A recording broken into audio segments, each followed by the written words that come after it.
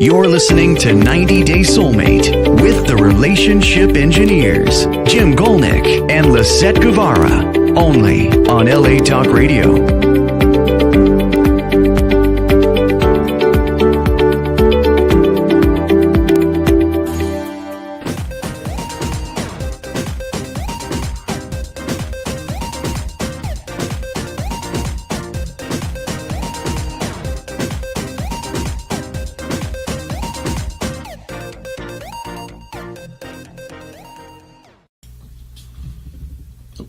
Welcome to 90 Day Soulmate with Lisett and Jim. Today we've got an interesting show. It's called 90 Day Soulmate, Suited for Love.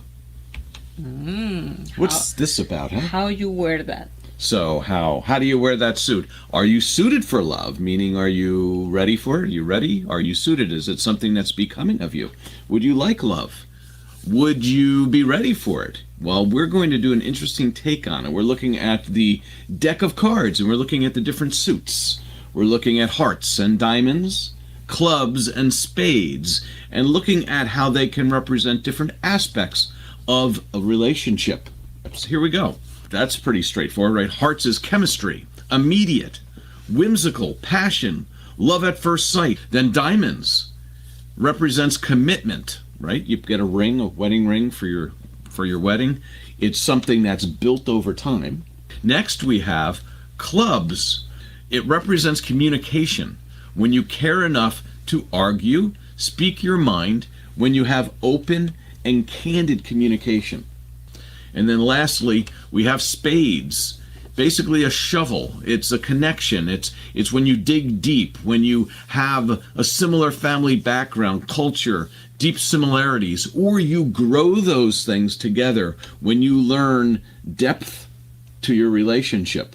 So it's not a superficial, surface level relationship. Okay. We're going to look at each of those. We're going to look at some examples. We're going to look at some maybe studies. We're going to look at different things on how this all works. You ready? Yeah. Ready to get started? I like the topic. All right.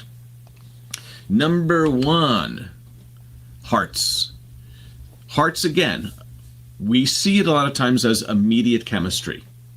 It's whimsical. Oh, it's a matter of the heart. It's how you feel. It's emotional, passion. People talk about love at first sight, where you have a release of what they call love chemicals. So I wanted to go into what are the chemicals. We've talked about this in the past, but we'll quickly go into that. And there's something I came across today which blew my mind, which Lisett doesn't know yet. I'm going to share in a few seconds here. Okay. But you need to listen. You need to stay tuned. It is, I hope it's revealing, and it may be something you already know or intuitively know, but never had somebody say there's actually a chemical reason for it. Oh, what is that? I'll tell you in a minute. But let's go on with hearts. Here are the chemicals. The feel-good chemicals associated with love at first sight, or just love in general, are dopamine, the reward chemical that surges when you feel and experience pleasure, excitement, intense attraction, making you feel exhilarated. Then there's oxytocin, known as the love hormone.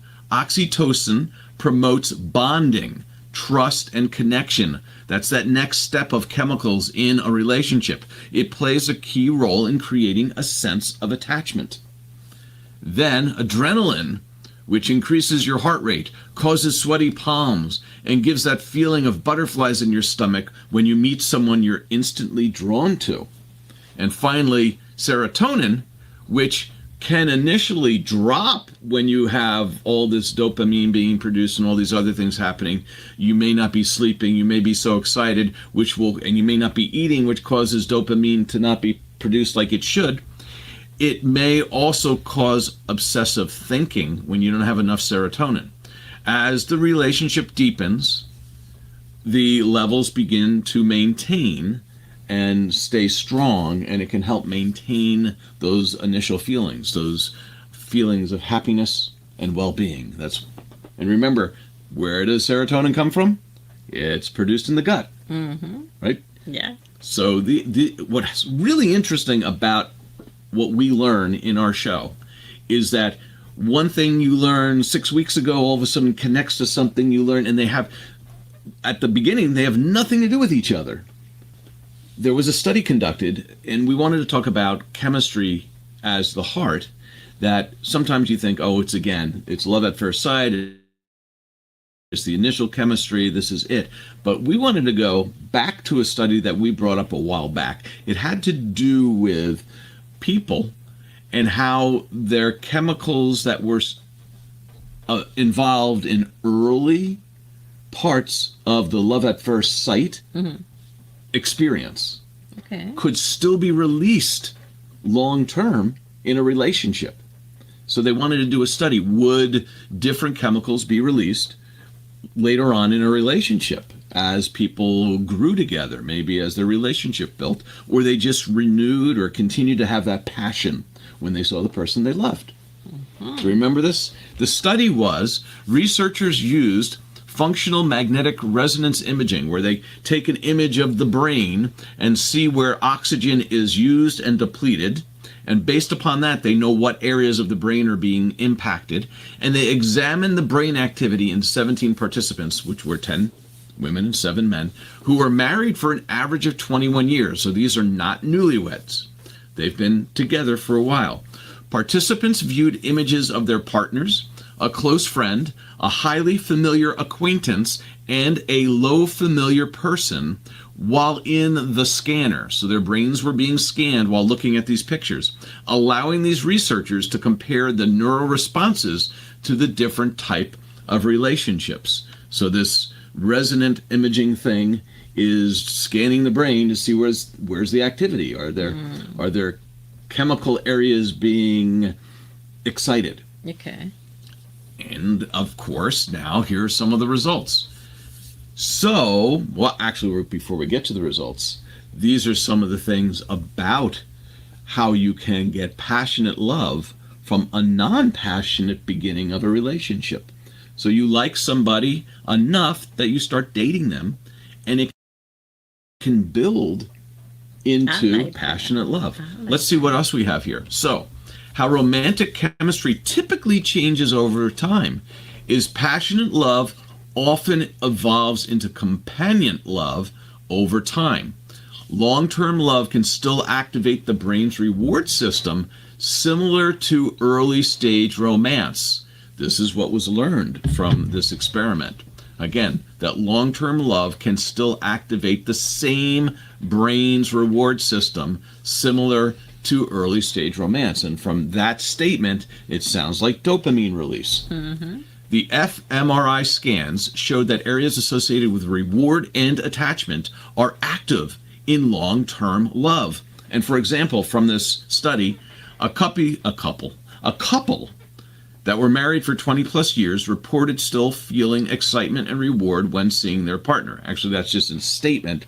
But the experiment showed that parts of the brain became active in the same areas that would have been active early on in the relationship during the love at first sight phase. Oh, that's interesting. So you can see a picture of your loved one, or maybe you come home after work, or maybe you've been away for a week and you see each other and you can have chemicals go, oh, yeah.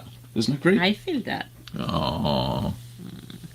Let's see, why is chemistry important for a relationship? Chemistry keeps the relationship engaging, motivating partners to stay together, right? It's a reward. Activation in dopamine-rich brain regions indicates ongoing reward and motivation in long-term love. So you still get rewarded with these feelings of love and excitement. It's linked to greater relationship satisfaction and stability. Example, couples with enduring chemistry often report higher marital satisfaction. That's good, huh? That's good. So you'd be like, how do I get that? How do I keep it? How do I grow it, right? You have the recipe? Oh, we have. Okay. And we'll talk about the recipe. Let's see what it's got here. Results. Here are the results supporting long-term chemistry. Long-term love activates both reward, example VTA, which we'll talk about in a minute, and attachment-related areas. The ventral tegmental area, the VTA, is well known for regulating reward consumption, learning, memory, and addiction behaviors through mediating dopamine. So it is what helps release and schedule the release of dopamine in all the downstream regions from the VTA. Neural responses were similar to early stage love in the experiment. Supporting the sustained romantic feelings were there, and not only there, but it's possible, and it shows us that in a good relationship, you can have these sustained releases of dopamine, these sustained pleasures.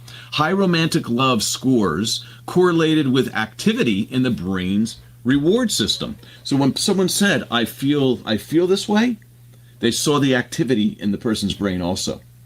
Okay. So it wasn't just, I saw my loved one and I said, I feel so happy.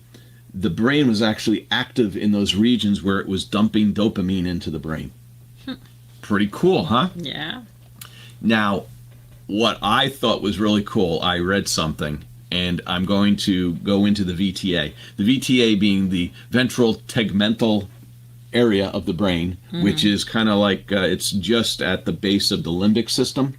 It's where the reptilian brainstem meets the limbic system in our brain, but it's right there. And I was going, that looks like it's reptilian, but it's not. It's in the limbic because it's an emotional thing.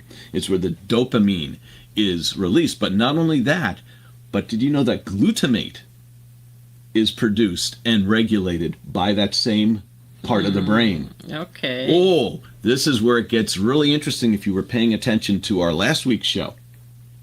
Remember that? Yeah, that was the exercise. Exercise beats cancer. So there were studies that showed that exercise beat cancer by consuming glutamine and not allowing a lot of it to flow around in the blood, pulling the nutrient that is used by cancer cells to grow and using it in the muscles to grow. So if what happens in the VTA, what happens in the ventral tegmental area of the brain when you're in love? What happens? Does it produce more or less? What does it do to the regulation of dopamine and to glutamate?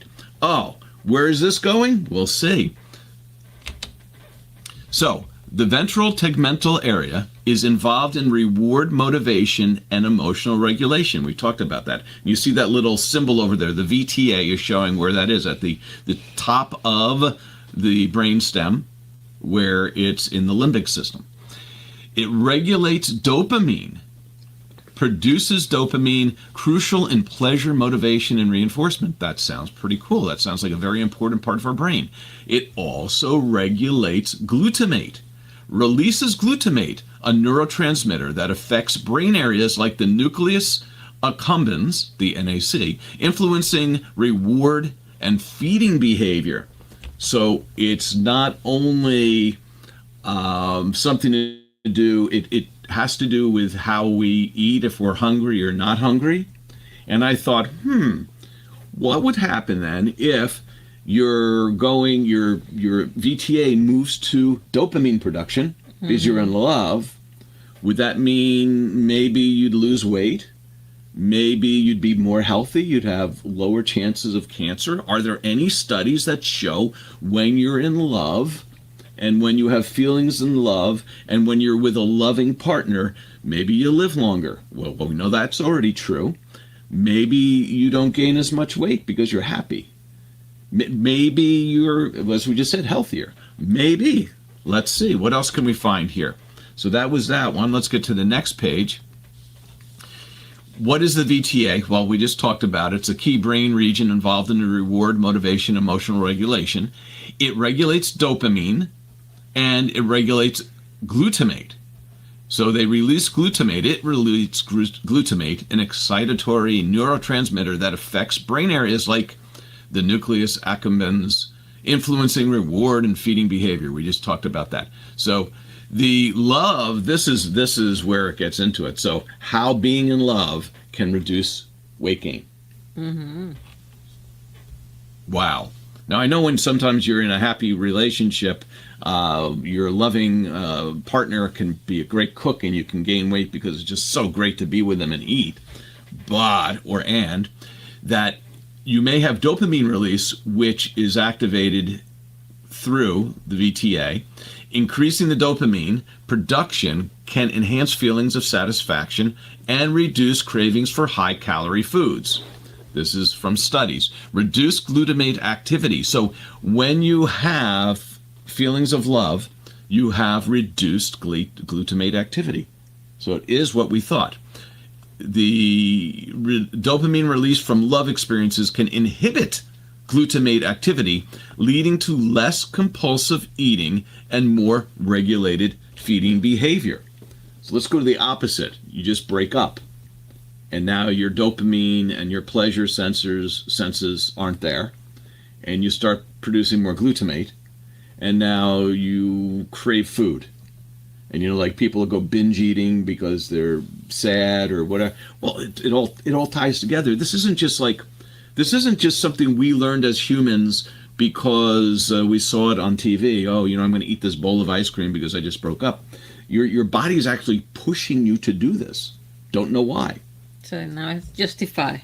Just We had justified to eating the ice cream.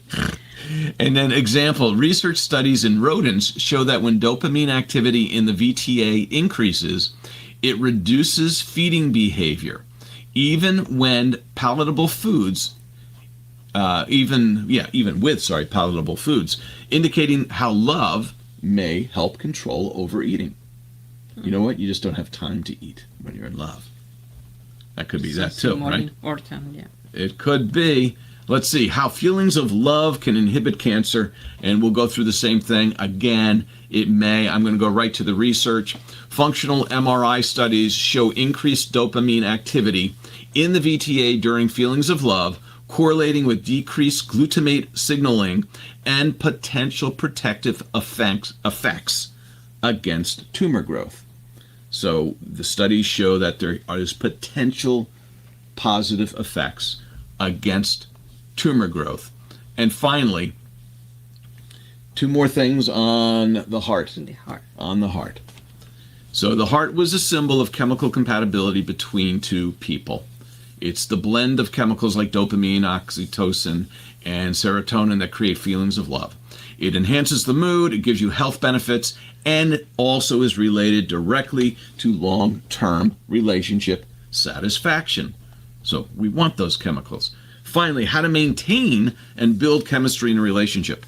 Engage in novel and challenging activities together to stimulate reward systems. Right? Maybe take trips. Yeah. Be romantic. Maintain intimacy, shared values, and consistent efforts, and keep those efforts consistent to have exciting relationships. Example, couples who regularly try new experiences together reported a stronger romantic bond. And with that, we'll be back in a few seconds with more 90, what are we on? I can't speak. 90 Day Soulmate. So much dopamine. I can't. I can't touch it. I can't think or eat. We'll be back after this. 90 Days Soulmate is brought to you by 90 Day Solutions. Welcome back to 90 Day Counting Cards. I don't know where we are. We're in a casino somewhere here in Jersey. Yeah. Maybe. We talked about hearts. We're going to talk about diamonds now. Mm-hmm. Diamonds are a girl's best friend. No, they're not. Yes, they are. We'll see. What does it represent? Mm-hmm. Long-term commitment. That a relationship is built over time, just like a diamond is built over time. We're actually going to talk about diamonds. Stronger. They become stronger under pressure, just like the relationship. So a relationship is like a diamond. It shines after polishing, so you have to work on it for it to be lustrous or beautiful. Yeah. So pressure. So whoops. Let's make sure we're not hitting the wrong buttons here. Into diamonds, sometimes seen as the committed relationship above all other things. So sometimes people get into a relationship and they're trying to figure out the relationship, but they decide they're going to be committed to each other. And commitment can lead to amazing things. One, you may lack chemistry at the beginning, like an arranged marriage could be like that, but it could grow in this way. It could grow that you have commitment. It is a decision, and it really highly is related to conscientiousness. So if you make a commitment but you have no conscientiousness, you may not keep the commitment. But if you make a commitment and you're conscientious, and the two people in the relationship have that same commitment, it can grow a passionate relationship. And we're going to talk. So I typically say that the love is also decision. I decide love you, so it's my decision. That is nice. Okay. So how's a diamond made?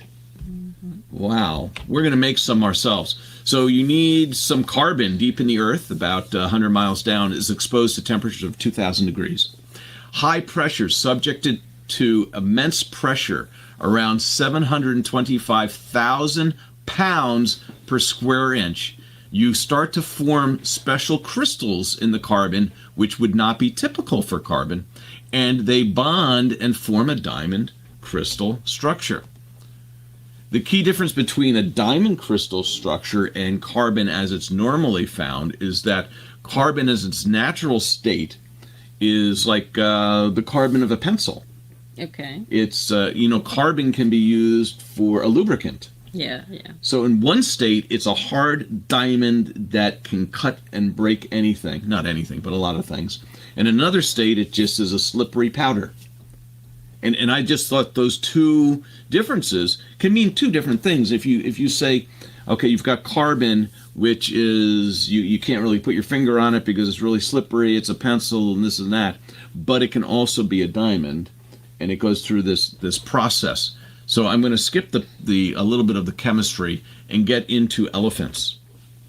Because I drew this, I want to share my drawing of an elephant. The elephant have a nice nose. Yeah, you like that? You like the little tusks? Yeah.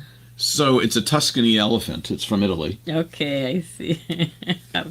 So approximately, I'm saying an elephant weighs about 10,000 pounds. What I wanted to talk about is the 725,000 pounds that almost 3 elephants. It takes to... No. Hold on. I'll show you how many elephants it is. So this is only 10,000 pounds. Imagine that elephant standing on 1 square inch, like on your toe. So a full elephant on your toe is only 10,000 pounds. Okay. If your toe's about an inch, 10,000 pounds per square inch. So how many elephants? Is it 3 elephants? No, that's only 30,000 pounds. To get to 725,000 pounds per square inch to make a diamond, it takes over 72 elephants. So many elephants for diamond. Just imagine 72 elephants on top of each other, and all of them on top of one of your toes.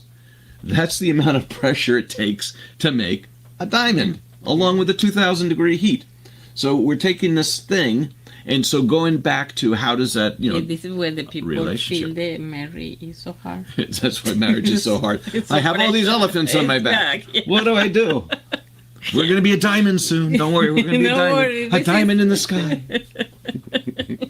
Who knows? So let's go to what does commitment mean in a relationship? Commitment in a relationship, besides being able to take 72 elephants on your toe, is the intention to maintain a relationship over time and a willingness to prioritize the relationship's needs. So there's typical two things, dedication versus constraint in commitment. Dedication is when you have a desire to improve the relationship, you'll make sacrifices and invest. But a second thing is, so you can have a dedication, you can dedicate yourself to doing it, but you can also have constraints. That there are forces that may make ending a relationship more costly, such as a shared asset or moral beliefs. For example, a committed partner willingly sacrifices personal time to support their partner's goals, showing dedication. The other is when you talk about the one called constraints. Constraints could be you're in an arranged marriage, and your family and your partner's families know each other, and you're in a community, everyone knows each other. You have huge amount of constraints to keep you in. So you may be dedicated because culturally, personally, in your mind, you're like, this is what I need to do. And you can have that commitment where you're dedicating yourself to the relationship. But then you have also what I call the the barriers, the constraints that are saying, hey, these are other reasons that you need to do this. You don't want to break the family relationship. Maybe together you were given a plot of land by somebody's family, and if you break up, you're going to lose it. So these are constraints. We don't typically have that. So let's talk about why we're talking about this. So the investment model of commitment is from 1980. Satisfaction, when you have commitment, when your commitment grows, your commitment will grow as satisfaction grows, as investments grow, which is emotional time, financial or shared experiences, deepen attachment over time. Quality of alternatives. You'll get less and fewer as commitment grows and time goes on, right? So as time goes on, there are less attractive alternatives. As you have made investments in your relationship and you've committed, every one of these alternatives become less and less attractive. One, you don't know them as well. Two, you're starting to really value the person you're with and you're committed to. You've developed a shared life together. That's really important. Yeah, do some stuff together. And you develop the single brain. Yeah. Where we develop a lot of thoughts together. You have a transformation of motivation. Partners shift from individual interests to prioritizing shared goals. That's another thing, part of commitment. So what are mediating factors in long-term commitment? You've got sacrifice, we just talked about, but how willing are you to forego personal desires for the partner's benefit? Are you willing to have a shared identity, or do you want to keep yourself as an individual? That's one of the mediating factors. And then managing alternatives, again, you have to actively ignore alternatives to the relationship because you're committed. How does commitment lead to long-term passion? That's what we're really here for. We don't care about any of that other stuff. How does commitment, dedication, and staying within the relationship create passion? One, it promotes stability. Commitment encourages pro-relationship behaviors, especially during challenges. It fosters trust. Clear mutual commitment builds trust, reducing anxiety and deepening emotional bonds. Example, committed partners experience greater satisfaction by consistently showing dedication, which leads to renewed passion over time. So the more you're together, the more committed, the more passion you can develop. Finally, how commitment transforms a raw relationship into a diamond. The pressure of the relationship creates strength between the two. Just as carbon turns into a diamond under pressure, commitment helps a relationship endure challenges, creating a strong, unbreakable bond. Time and investment. Over time, continuous effort and investment in the relationship solidify the connection, transforming it into something valuable and precious. And finally, consistent sacrifice and dedication, like carbon atoms bonding tightly, these acts of sacrifice and dedication deepen the relationship, making it more resilient, radiant, and enduring, just like a diamond. 90 Days Soulmate is brought to you by 90 Days Solutions. Welcome back to 90 Days Soulmate, suited for love. With Jim and Lisett. We were just talking about diamonds. Before that, we talked about hearts. Guess what we're into now? Clubs. We're going to club in. Nope, it's not going out dancing. It's not listening to music, although that could be part of your relationship. It could be part of the passion that you enjoy together, right? Yes. However, clubs, we're talking about communication. But it's not only communication, it's candid communication. It's caring enough to be able to share your opinions and views, even though they might be disagreeable, in order to get to an understanding with the other person. And in order for each of you to trust each other that you're going to share what you're really thinking. Yeah. So let's look at that. Candid communication. Care enough to have healthy arguments and come to a resolution. So it's conflict resolution. You need to fully hear each other. So not only feel like you've been heard, but feel like the other person thinks they've been heard. And you want to air out problems, and you want to be able to speak your mind. Communication as the foundation of commitment. So in order to have commitment, which we talked about as a diamond, you need to have communication. So when you're going through trials and you're having struggles that you do in that diamond part of if your relationship is being built like a diamond, you need to be able to talk through things so you can work together to get through those things. So these things work, all these things work together, by the way. Why communication matters? Open and honest communication, even disagreements, builds a foundation of trust and mutual understanding. You need to trust what the person's going to say. Even if you don't like what they're going to say, you need to trust that it's true. Commitment through candid conversations. Direct discussions signal a willingness to invest in a relationship, fostering a deeper commitment.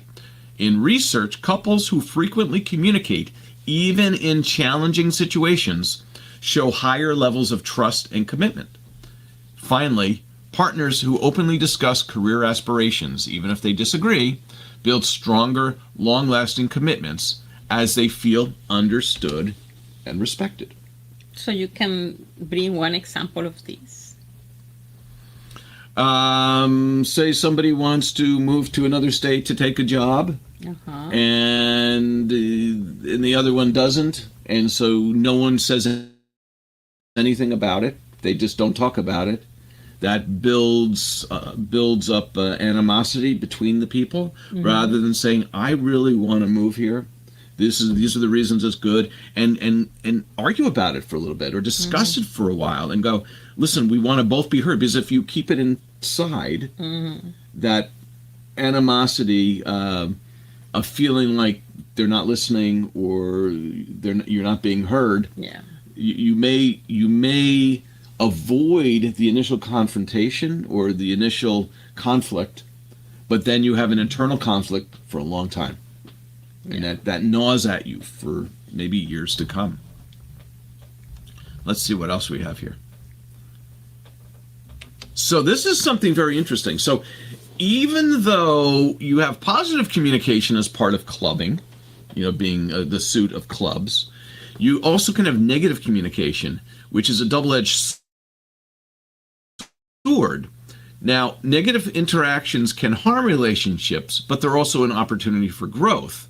Research found that partners are more satisfied at times when they communicate less negatively. They're satisfied during that communication, but it's the willingness to work through disagreements that strengthens bonds. So it's actually the disagreements and talking through it and getting beyond that strengthens the bond more so than just being agreeable.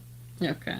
So being able to get through disagreements with your partner builds the relationship more so than being agreeable. Okay. But if you're disagreeable all the time, they may just see you as being disagreeable, and we're not getting anywhere, and that connect. So that's why we're saying it's a double-edged sword. If you always agree, there's a danger that you don't build the relationship. What else was there? Couples who argue about household chores but find solutions together tend to report greater satisfaction and a stronger commitment to their partnership. Let's see what else we have here. The power of positive communication, building satisfaction and passion. Positive communication, expressing appreciation, showing empathy, maybe some gratitude, contributes to a nurturing environment, reinforcing the commitment. Couples who consistently show interest and understanding towards each other report that they have a higher relationship satisfaction.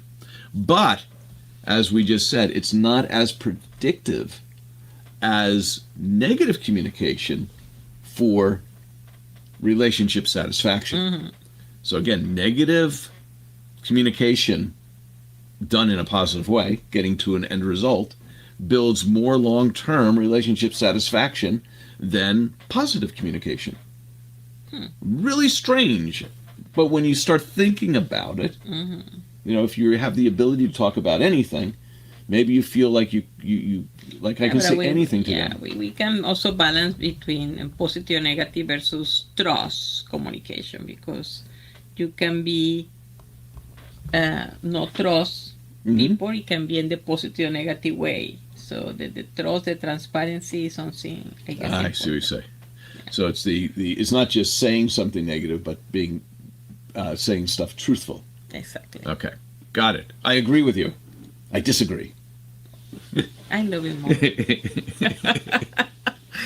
So, communication as a club. We want to talk about why are we saying it as a club? Because it's a defense. It's a defense for all other things. If you can have communication, it's like it will scare away a bad relationship. Yeah. It's protecting your relationship. So communication is the key to having a committed relationship. We talk about it's a strong defense against threats. Just like a club offers protection, open and honest communication shields a relationship from misunderstandings and unresolved conflicts, like we talked about before, addressing potential issues before they become damaging. It helps build trust. I like that. And finally, what else do we have here? We have resolving conflict effectively. Sometimes communication means facing difficult conversations or disagreements. When handled with care and commitment, and with some maybe heartfelt compassion and love, even these moments can strengthen the relationship. Couples who engage in open, even heated but respectful discussions are more likely to experience long-term satisfaction. So imagine a couple disagreeing about finances. Instead of avoiding the topic, they communicate candidly, expressing concerns and finding solutions together. This process builds resilience, much like how a club ensures protection and stability, ultimately reinforcing their bond. It's not a club to use against each other, but it's a club to use against the dangers of not communicating. Yeah. 90 Days Soulmate is brought to you by 90 Days Solutions. Welcome back to 90 Days Soulmate with Lisett. And Jim. Today we're talking about Suited for Love, where we talked about hearts and diamonds, clubs, and we're about to talk for spades, about spades. So number one, heart, was chemistry. Diamond was commitment. Club was communication, and we can even say candid communication. And now we're getting into spade, or spades, which is connection, deep connection, like a shovel, like a spade digs into the ground. You go deep in the relationship. So did you notice that all of them have a C as a connection point between them? Heart, chemistry, diamond, commitment, Club. communication, and candid communication, and club. And then lastly, spades, which is connection, deep connection. Let's go on with this. Here we are in spades. Deep connection at many levels. So when you first meet someone, maybe it's family, economic, social, maybe it's cultural, maybe it's you have similar roots, perspectives, you come from the same area, you have similar educations or educational levels, same goals, same ideals, or similar, or at least respecting of each other's, matching communication styles. Again, complementary, doesn't have to be matching exact. And then finally, emotional, thoughts, physical, and spiritual connection. That you put those all together beyond a superficial surface level. We want to not only just be the surface of the ground, we want to dig deep, understand each other better. How do we get that connection? Well, let's talk about arranged marriages. And I think we have done this show before. We actually had some guests on we talked about arranged marriages with. We said, well, are they successful? Are they not? How are the people in these marriages? And we read research on it. And do you know that it looks like research shows that the divorce rates of arranged marriages in India have a remarkable low divorce rate, maybe 1%. Perhaps culturally, divorce is not acceptable, which is one of those things that's a constraint. while choice marriages show much higher rates, especially in Western cultures. So in Western cultures, arranged marriages in Western cultures have a 4% divorce rate, but choice marriages where you choose who you're marrying can have a 40% divorce rate. So arranged marriages, okay, people aren't divorcing, but does that mean they're happy? Oh, satisfaction. Studies show that Indian arranged marriages report similar or even higher long-term satisfaction compared to choice marriages. Reason? We make bad choices. Definitely. We need to towards our parents to show for us. Yeah. Yep. Could be. It might be. You know, long term. Long term. If they like us and they like somebody else, maybe they know something. Right? If they like us and they don't like this other person, maybe they know something. But we're too blind to see from our chemistry. Yeah, we're intoxicated with love. Intoxicated. So let's look at some reasons here. Arranged marriages benefit from external vetting, shared values, and a structured decision-making process leading to stability and commitment. It's not an emotional decision-making process, right? So it's more structured. There's a lot of other things that go on. We know that they come from this family, they come from this family, they have this education, this is what he will offer this person, this is what this person will offer this person, that there's, and the families maybe from the same local area, they may know similar people. And then there's these built-in structures, and maybe it makes the marriage much easier because they have all this support. Yeah. So is that bad or good? Well, people learn to love each other. They learn to have passion, and they not only learn that, but they are satisfied. Right? So main benefits of communication, of where we hear on connection, right? Deep connection. Deep connection. So deep connection because somebody set us up with somebody that we're really connected with, or being connected. You can be relinquishing difficult choices of aspects. So here we go back to the arranged marriage statement. Parents and elders pre-screen candidates, reducing decision fatigue and ensuring compatibility. So if we are making our own choice and we're dating this person, dating this person, dating this person, and we're trying to meet the person who's compatible, but we don't have anyone pre-vetted because we're just meeting people who look attractive, we're going to keep dating people that maybe we find physically attractive at first, and then we find out we have no connection. So we want that deep connection.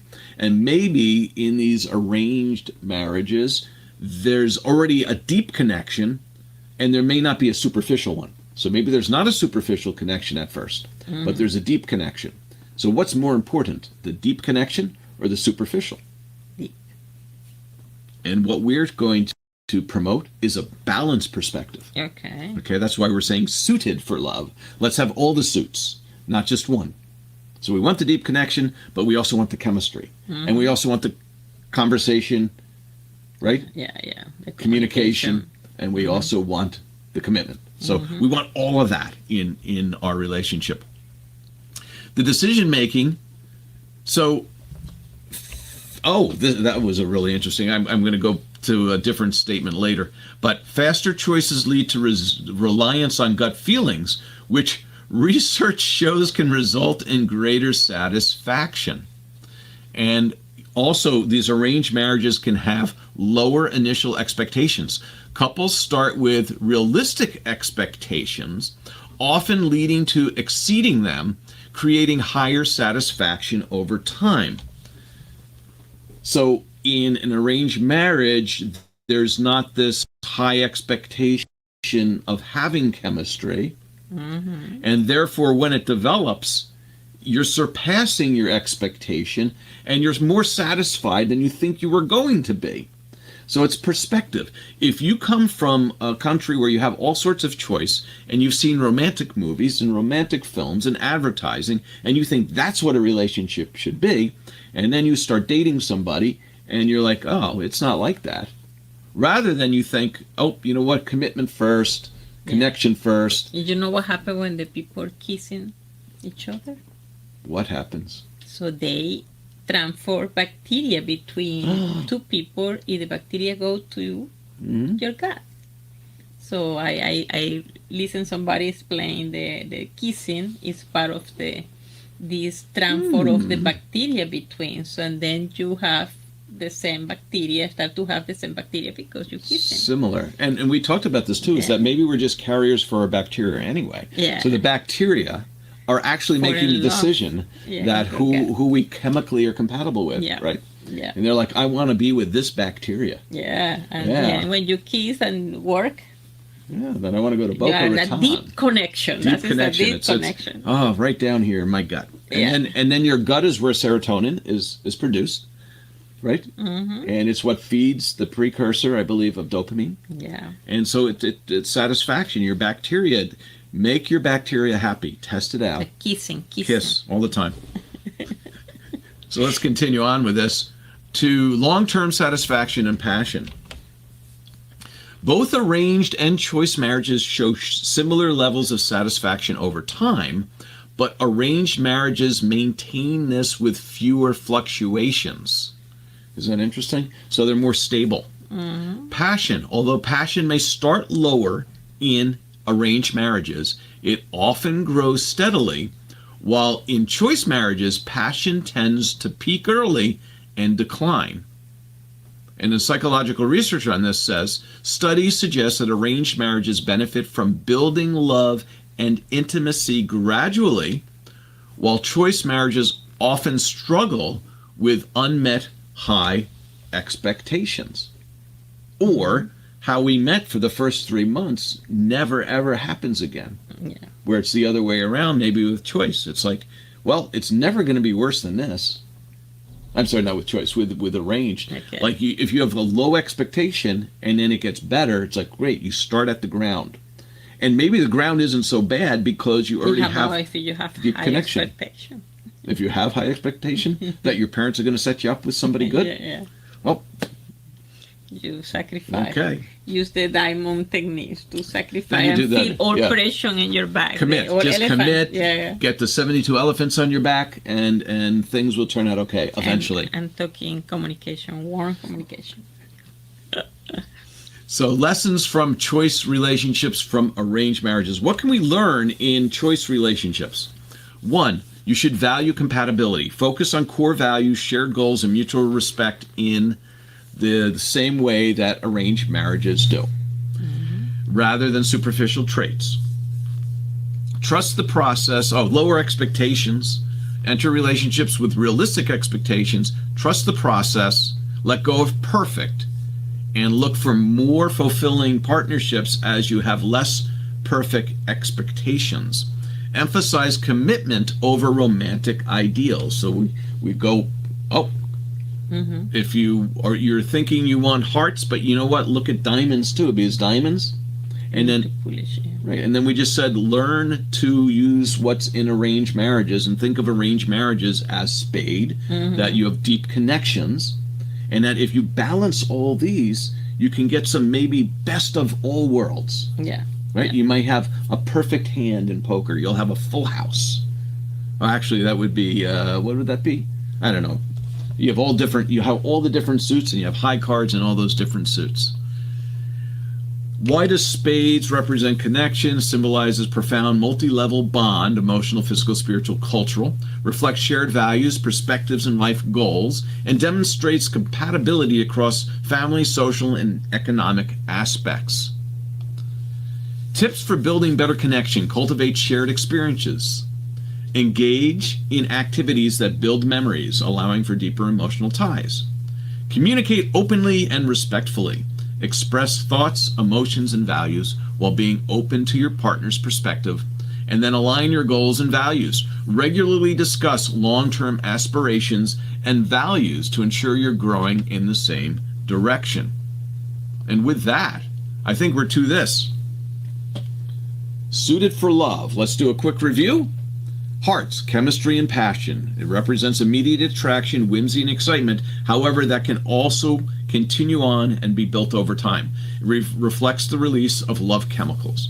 Diamonds, long-term commitment to take something that may not be perfect and make it perfect. Make it into that diamond by having the commitment. Clubs, communication and conflict resolution. It acts like a club that protects the relationship from danger. It emphasizes candid conversations, healthy disagreements, and building trust. And finally, spades, deep connection and shared values, represents the depth of emotional, cultural, and spiritual connection, emphasizes shared goals, perspectives, and life experiences. Gotta admit it, you're suited for love. With those tips, We can say, see you the next week. have a great week and appreciate you tuning in. Thank you. You're listening to 90 Day Soulmate with the Relationship Engineers, Jim Golnick and Lisett Guevara, only on LA Talk Radio.